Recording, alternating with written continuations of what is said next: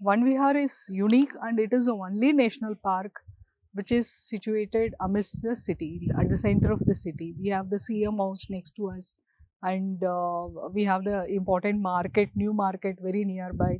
And it is one side is the lake, the other side we have the hill. So it is a very unique concept in the country.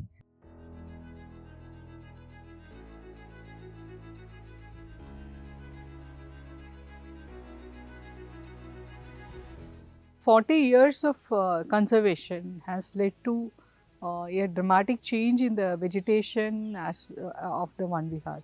Uh, Earlier it was all denuded. Now we have lot of tree species, around 83 different kinds of trees are found here, and more than 20 varieties of grass species are found. And there are many herbs and shrubs. And as far as the trees are concerned, it is very much suitable for the birds because they give throughout the year we have some or the other kind of fruit bearing happening in Van Vihar. We have more than 200 varieties of birds here, which are many of them are resident birds. And because of the adjacent lake, we have lot of migratory species. They come here during the winter and they spend their winter and then go back. Van Vihar is also a national park. We are wherein there are animals are free ranging, and it is also recognized as a zoo. Since it is a small area, 445 hectare, we cannot have the tigers, they need a bigger territory. So we cannot afford to have tigers at the center of the city free ranging. So we keep the tigers in larger enclosures which are near to nature. Tiger, leopard and lion are kept in big enclosures so that people can see the tigers, as well as the tigers are kept in enclosures.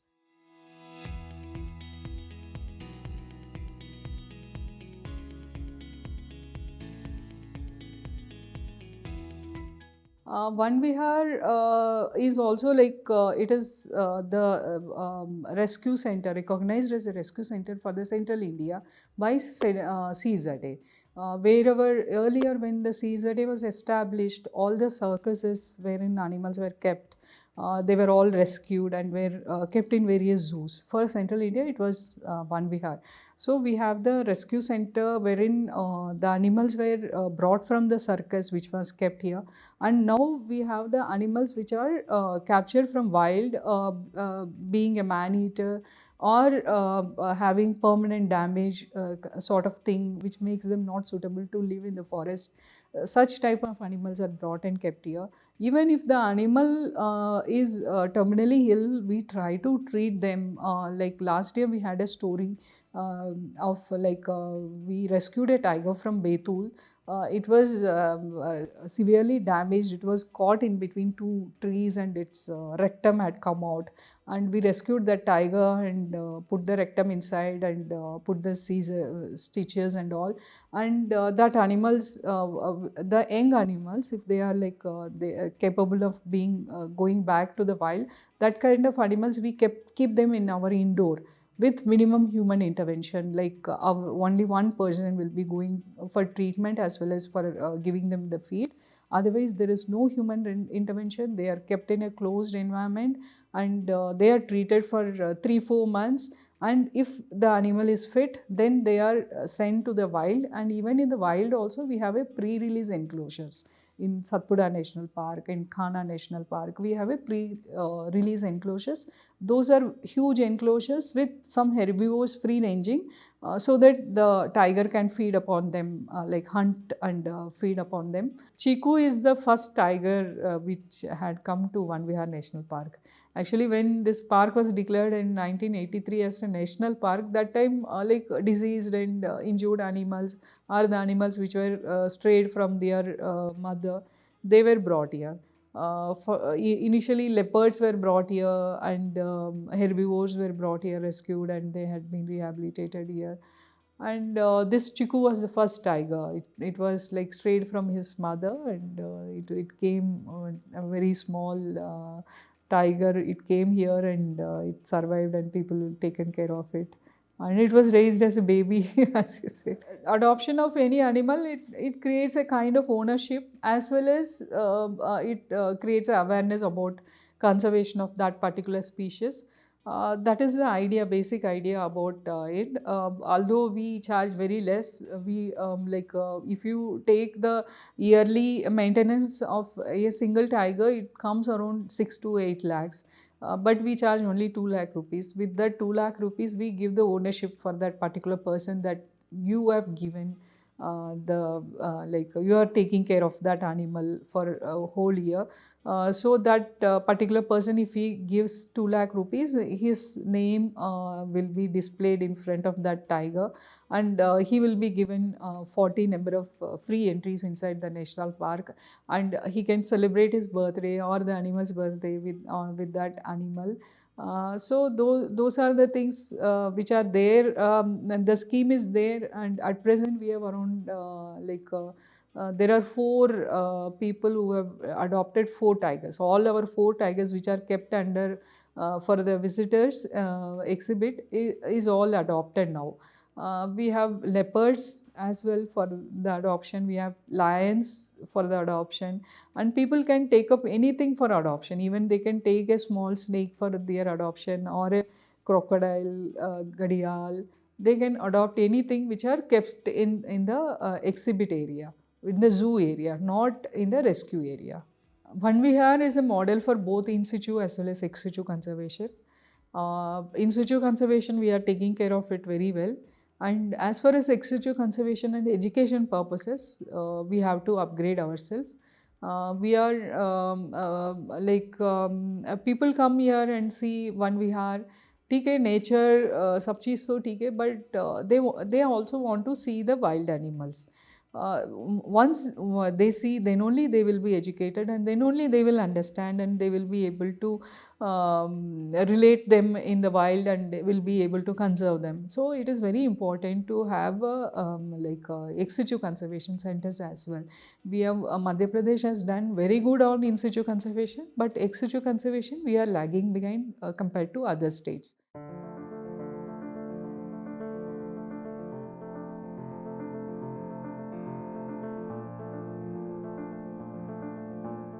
As far as vulture conservation is concerned, Madhya Pradesh is one of the pioneer state in vulture conservation. Vulture population was reduced to less than even 1 to 2% in 1996 because of widespread use of diclofenac. When the government of India had woken up and then banned the diclofenac drug, the vulture population had slowly has revived. And Bhopal is also one of the center identified for vulture conservation breeding. Here in Bhopal, we have two vultures, two gyps vultures, white-rumped vulture and long-billed vulture, which are on the back side.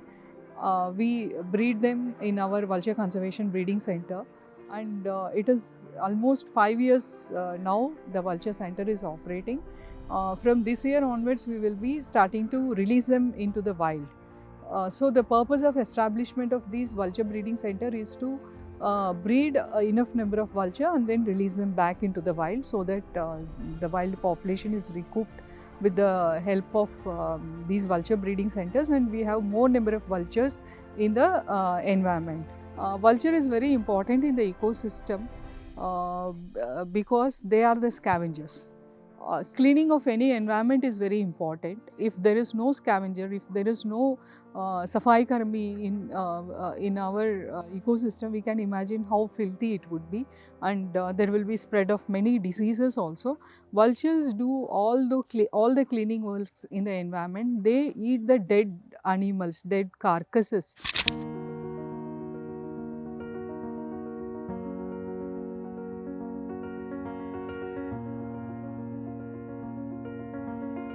Van Vihar is also declared as a plastic-free zone.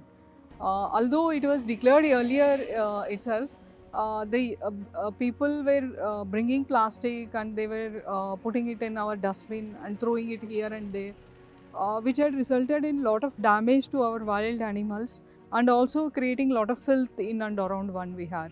Once what happened was we had to postmortem was done on a cheetal, and we had found lot of plastic inside its stomach. So we, from that point onwards, we decided that we should be banning the single-use plastics entry inside the One Vihar National Park completely. So earlier there was a kiosk which was situated near the tiger point. That kiosk was first removed, and then the whole park was made single-use plastic free by thoroughly checking at both the gates for possession of any kind of plastic or food material, and it is being confiscated or being deposited there, and people can while going back they can take it from there. And also after banning of plastic, there was also a felt need for the waters, for drinking water for the people who are coming inside One Vihar. So we had established five at different strategic places, five water ATMs, and we also provide the visitors with water bottles for which they have to deposit 200 rupees when they are entering, and while giving it back they can get the 200 rupees back. So by that means, by establishment of water ATMs, we are able to provide water to the people who are thirsty, and at the same time we are also able to make the One Vihar plastic free. Now our dustbins are totally filth free, and we have the water ATMs. And water ATMs currently the method is by payment of a single coin. If you put a coin, water will dispense. But in future we are also planning to come up with a QR code system, so that everybody whoever walks, they don't carry the water bottle but they carry their mobile phones. Through QR code they can do. And one major behavioral change amongst the people who are visiting One Vihar, we are able to bring in. Now we can find many people carrying their own Garka water bottle. They carry the water bottle, even if they come with their family, they carry a water bottle, they drink the water and then they carry it back. So they don't waste. In that way, we are we could change the behavior of the people. That is a great thing which I see. If I see somebody carrying water bottle and coming inside the One Vihar, I feel very happy that I could make some changes in their lifestyle.